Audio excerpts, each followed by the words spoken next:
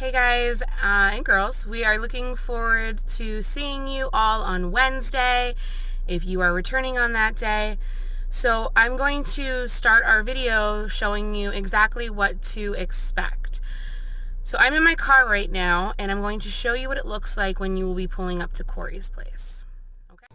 So here is our intended traffic pattern. You will come down Wyoming Street in your vans, your cars, whatever vehicle you are being transported in.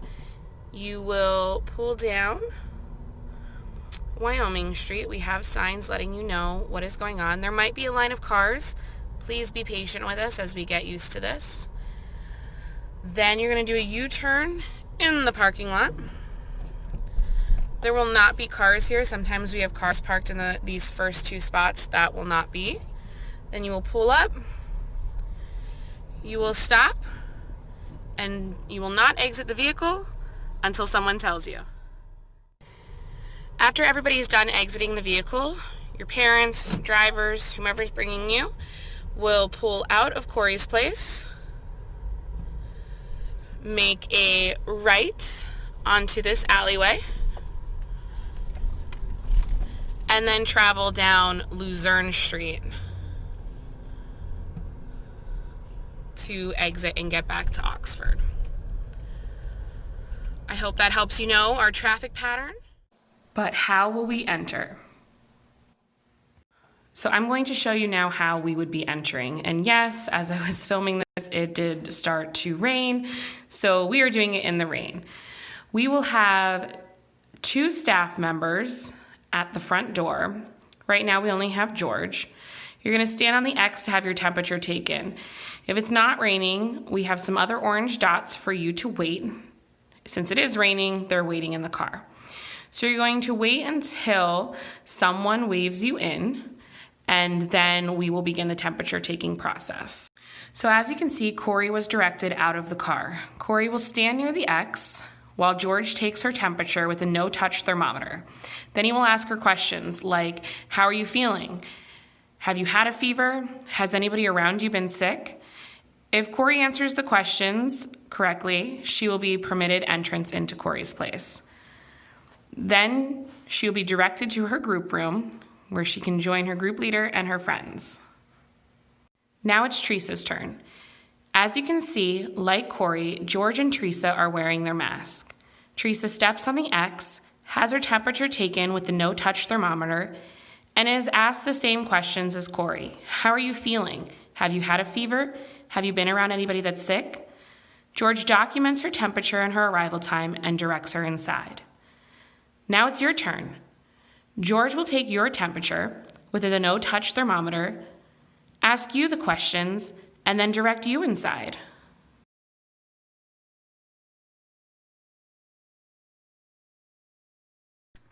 Yay, we're allowed entry into Corey's place. Our temperature was absolutely normal and we weren't showing any signs or symptoms of being sick.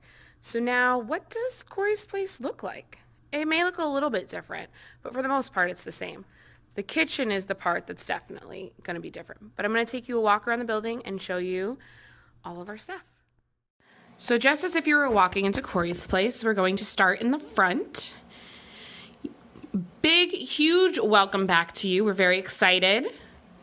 You will see all of our exercise equipment is pushed to the front of the building as we will not be exercising in our normal way. Instead, we'll be using the outdoors to exercise, maybe playing some basketball, going for walks. You will see April's desk and Rita's desk. They're still here, haven't moved them at all. We also have our sign-in table. We did move that up a little bit because we wanted to make space for a potential group room if needed. It's not being used right now, but if we needed extra space, it's there. Also by the front of the door, you'll see this desk. That will be used to sign you out at the end of the day and to sign you in the morning and take your temperatures if the weather is just torrential. Now we're going to keep walking in and we're going to go over towards the bathrooms. You will see that there are yellow stickers on the floor. You will also see all of our bathrooms are available. However, we will be assigning each bathroom to a group. This allows us to limit the spread of germs because if we were hopping from bathroom to bathroom, there's more a chance of spreading those different germs. So for instance, Kim might be using the woman's room with her group while Victoria uses the one on the left and Alicia on the right. Now we are going to be using these social distancing stand here spots, which are 6 feet apart from the bathrooms and from each other. And we're going to stand here while we are waiting to use the bathroom. Only a few people will be allowed out at a time. So we are just going to patiently wait our turn. And then we will enter the bathroom after the other individual is done or after our staff has thoroughly sanitized the bathroom for use. Now I'm going to show you around to the different group rooms.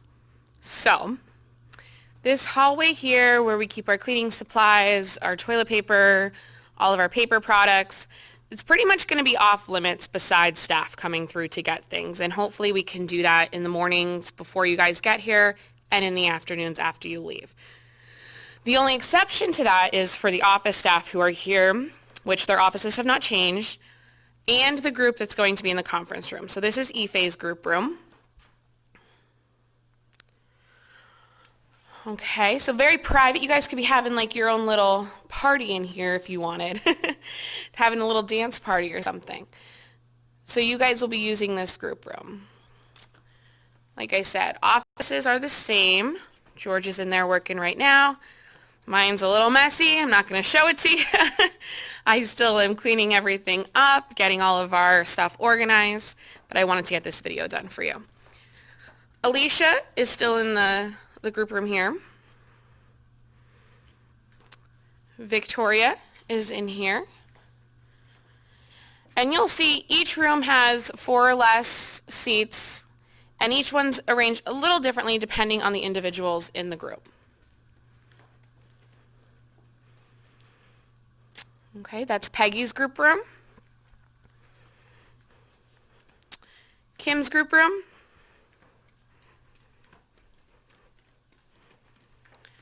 Melissa's group room. Okay. Ignore the ladder. Ryan is checking all of our exit signs. We're doing a lot of maintenance while you guys are gone to make sure that we are up and ready for when you guys come back.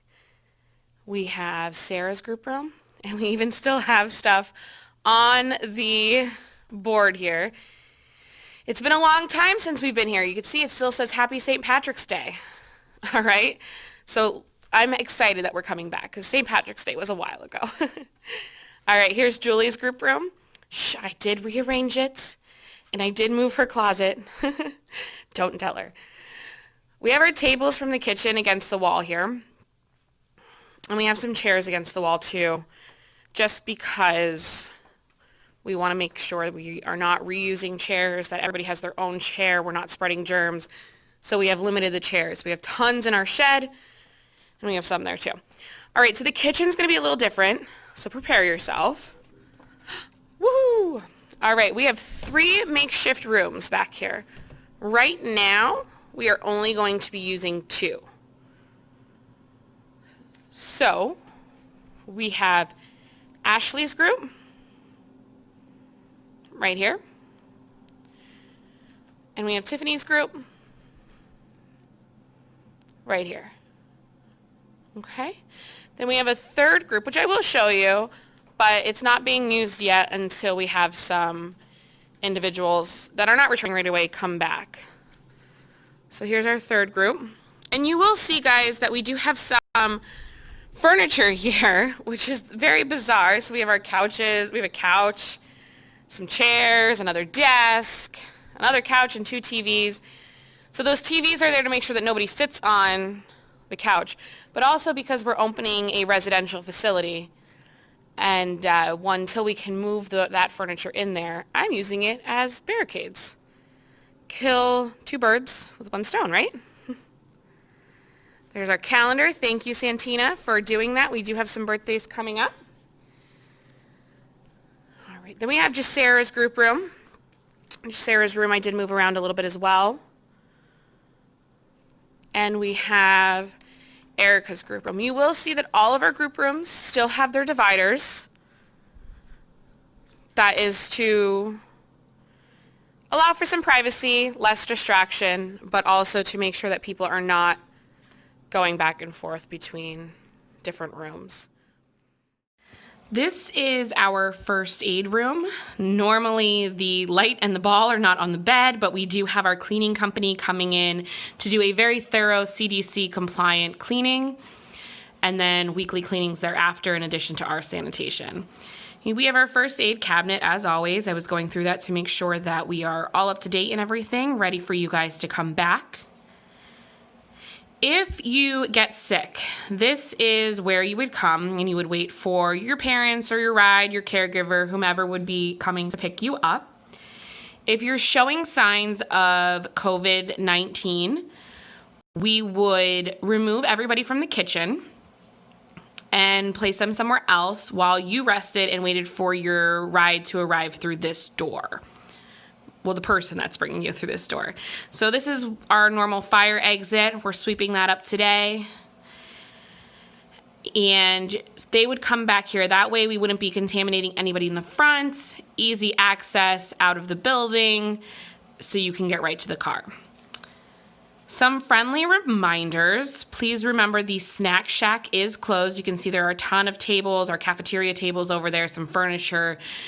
The snack shack is closed to prevent spreading germs, so please pack a lunch. We prefer that the lunch is not microwavable. However, we do have our microwaves available. I understand that there are some individuals with either or both texture sensitivity and temperature sensitivity. So if that is you, we will have runners that will bring the food back to the kitchen to microwave it while you wait in the group room. That way it doesn't get too congested in the kitchen. I've also moved both water coolers to make them more easily accessible, and you will not have to go through any groups to get to them. They are 6 feet apart wherever they are located from group areas. So now that I showed you the building, let's discuss the schedule. So it's going to be a little different, a little bit of the same. So 9 o'clock, as always, we start group. We'll do the newspaper. What did you do last night? We will not be doing chores right away. We will be slowly reintroducing those things in the future. Then at 10, we'll have a snack or drink with the plexiglass up, which I will be showing you. You can provide your own snack and drink, but you don't have to if you are not somebody that gets hungry or doesn't want to drink. That's fine. It's just a time for you to be able to take your mask off. At 10:10, we'll go back and do some group activities in your group room with the plexiglass down. At 11:30, the plexiglass will be put back up. We'll have lunch. We'll do the bathrooms, as I already explained to you. At 12:30 is choice. So that's the time where some of you guys like to play on your tablets. You like to do word finds. Some of you guys like to watch Netflix, which I did hear Fuller House has their last season on, so that's exciting. Then 1 o'clock we'll be back in group. 2 o'clock we'll redo the snack and drink like we did in the morning. Once again, if you don't have anything or you don't want anything, that's fine. It's just a time where you can take your mask off as a break. 2:10 we'll restart group back up. And then 2:45 as always we'll go home. So some of these times where you're in group or doing the newspaper, you may be outside. You may be enjoying the nice weather, going for walks, or you could be in your group room. We have lots of fun activities here for you to do. And I will be sending home a calendar with some of those activities on your first day back. Hopefully that helps you. And now I'm going to show you how we're going to do the plexiglass during our snack, drink, and lunch times. So I had to make do with George and a teddy bear and myself, but when we're having snack, we have the plexiglass dividers up. You can see them. George is through the plexiglass. Teddy bear is through the plexiglass. So when we're having snack or our drink, we'll the staff member will put the plexiglass up, and then we can remove our mask, and then we can enjoy our snacks and beverages. Okay? All right. And then when we're done with our snacks and our drinks, we're going to put our mask back on. Thank you to our model George here. And then once we have our mask on, the staff can remove the plexiglass barrier. Okay? And then we can be back in group like we were before, with our mask on and our snacks are done.